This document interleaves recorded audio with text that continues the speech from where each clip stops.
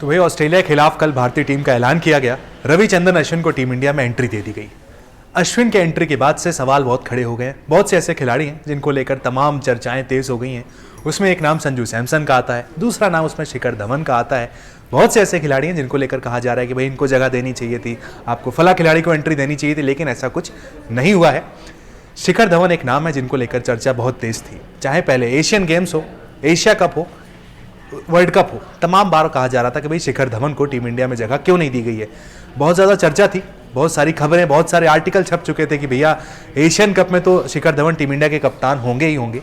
शिखर धवन जो है वो एशियन गेम्स में जाएंगे टीम इंडिया के कप्तान बनकर, लेकिन ऐसा कुछ नहीं हुआ। ऋतुराज गायकवाड़ को कप्तान बनाया गया।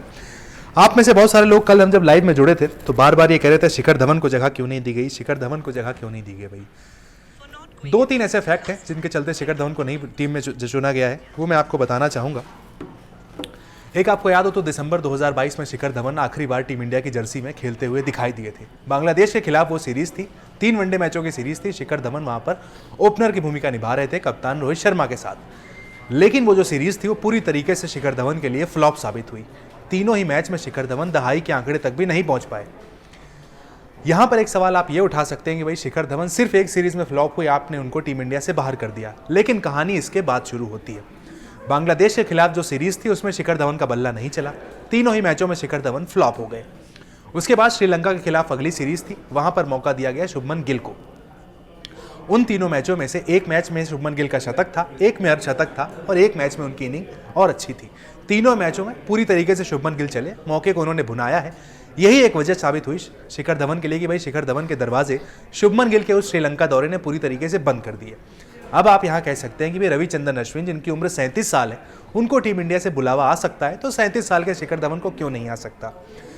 बहुत बड़ा कारण है अश्विन के बुलावा आने का। अक्षर पटेल जो खिलाड़ी हैं वो इंजर्ड हुए हैं, इस वजह से रविचंद्रन अश्विन को टीम इंडिया में शामिल किया गया है।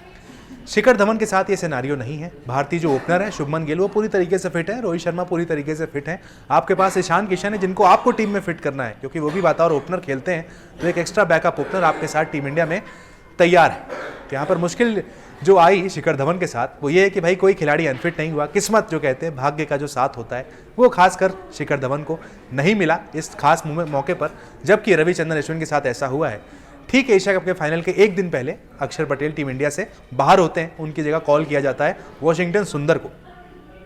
उसके बाद जब रोहित शर्मा प्रेस कॉन्फ्रेंस में आते हैं तो कहते हैं कि भाई मैं रविचंद्रन अश्विन के भी टच में हूँ, लगातार उनसे फ़ोन पर बात कर रहा हूँ और मेरी उनसे लगातार जो चर्चा हो रही है टीम को लेकर हो रही है। उसके बाद जो अगले दिन की प्रेस कॉन्फ्रेंस होती है वहां पर रविचंद्रन अश्विन का नाम ऑस्ट्रेलिया के खिलाफ 3 वनडे मैचों की सीरीज में ले लिया जाता है। उनको कॉल कर लिया जाता है कि भाई आइए आप फिर से एक बार वनडे खेलिए।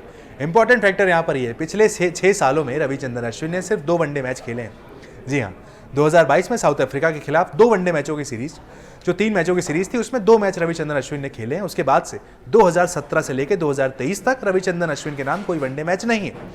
2 मैच उन्होंने खेले। अब उनको फाइनली यहाँ पर वर्ल्ड कप से ठीक कुछ दिनों पहले कॉल किया गया कि भाई आइए आप इंडिया के लिए खेलिए। जबकि अगर आप धवन से कंपेयर करने जाएंगे तो शिखर धवन लगातार एक्टिव थे। 2022 दिसंबर तक उन्होंने लगातार क्रिकेट खेला है। 2022 के उनके आंकड़े की बात करूं तो 688 रन शिखर धवन ने बनाए हैं 2022 में। उनका जो हाईएस्ट था वो 97 का था। वेस्ट इंडीज़ के खिलाफ उनकी जो इनिंग आई थी 97 की, 3 रन से शतक से चूक गए थे।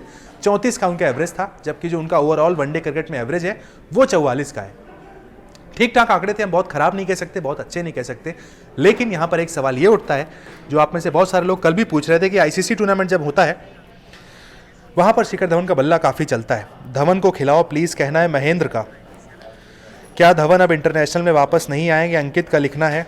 धवन अब इंटरनेशनल में वापस नहीं आएंगे। देखिए फिलहाल जो संभावनाएं हैं जो नज़र आती हैं कि शिखर धवन के लिए अब लगभग दरवाजे भारतीय टीम में बंद हो चुके हैं। शिखर धवन को अब टीम इंडिया से बुलावा आने की संभावना नज़र नहीं आती है। वर्ल्ड कप के बाद सिनेरियो क्या होता है, क्या बदलता है, ये देखना होगा। लेकिन जो अभी तक 99% चांसेस कहते हैं कि शिखर धवन को टीम इंडिया में अब चांस मिलने की संभावना नहीं है, उसका बहुत बड़ा रीज़न शुभमन गिल है।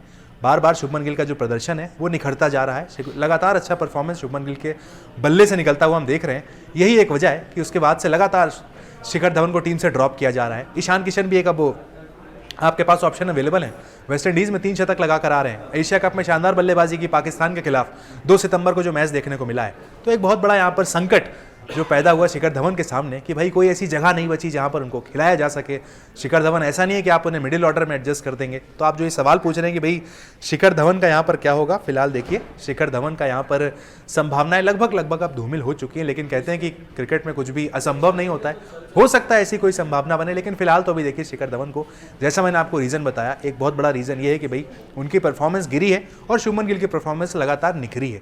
ये वो कारण है, शुभमन गिल लगातार अपनी जगह टीम में फिक्स कर चुके हैं, जबकि शिखर धवन जो है उनको टीम इंडिया से बाहर कर दिया है। आपको याद हो रिसेंटली एक इंटरव्यू भी दिया था जिसमें शिखर धवन ने कहा था कि भाई अगर वो सेलेक्टर होते तो किसे चुनते, उनसे पूछा गया था। उसमें शिखर धवन ने बड़ा दिल दिखाते हुए, दरिया दिली दिखाते हुए कहा था कि भाई शुभमन गिल को मैं होता तो मौका देता। सेलेक्टर भी वैसा कर रहे हैं, तो यहाँ पर किसी फैन को भी प्रॉब्लम नहीं होनी चाहिए जब शिखर धवन को खुद प्रॉब्लम नहीं है। हालांकि अच्छी बात यह है कि उन्होंने खुद अभी उम्मीद नहीं छोड़ी है। रिसेंटली एक और इंटरव्यू में उन्होंने बताया था कि भाई वो सैयद मुश्ताक अली ट्रॉफी खेलने के लिए रेडी हैं, रणजी में भी खेलते हुए नजर आ सकते हैं वो, और अगले साल आईपीएल आने वाला है, वहाँ पर आप उनको खेलते हुए देखेंगे। पंजाब की तरफ से शिखर धवन फिर से एक बार खेलते हुए नजर आएंगे। लेकिन यहाँ पर जो इंटरनेशनल क्रिकेट की बात की जा रही है, शिखर धवन अब इंटरनेशनल क्रिकेट में शायद ही आपको खेलते हुए नजर आए। पहले उनको टेस्ट टीम से ड्रॉप किया गया, उसके बाद से T20 टीम से उन्हें ड्रॉप कर दिया गया, और बहुत हद तक इस बार संभावनाएं थी, जो खबरों का बाजार था वो गर्म हो चुका था कि भाई एशियाड के लिए तो इस बार शिखर धवन की कप्तानी लगभग पक्की है। बहुत सारी खबरें छापी गई, लेकिन पूरी तरीके से वो फेक साबित हुई, क्योंकि ऋतुराज गायकवाड़ को आपने कप्तान बनाकर भेज दिया। कह सकते हैं जो लास्ट होप थी, आखिरी उम्मीद थी शिखर धवन की, वो एशियन गेम से थी। वो जब से खत्म हुए, जब से एशियन गेम की जो उनकी उम्मीद थी वो टूटी है, उसके बाद से उनकी तरफ नहीं देखा जा रहा है।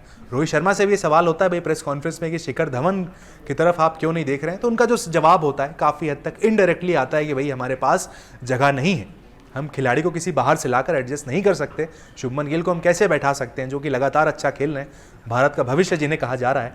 तो यहाँ पर शिखर धवन के जो दरवाजे हैं लगभग बंद होते हुए नजर आ रहे हैं।